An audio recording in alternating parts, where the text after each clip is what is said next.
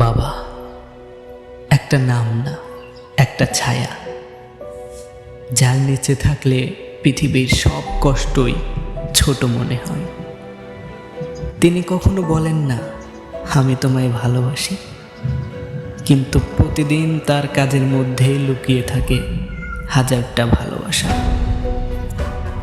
একদিন আমরা ঠিকই বড় হই, কিন্তু ভুলে যাই যে মানুষটা আমাদের বড় করেছে। আমি তোকে অনেক ভালো আজ সে নেই। বাবা আমাকে ছেড়ে তুমি চলে গেলে আমি কাক বাবা বলবো? তাকে ডাকলেও আর তিনি সাড়া দেয় না।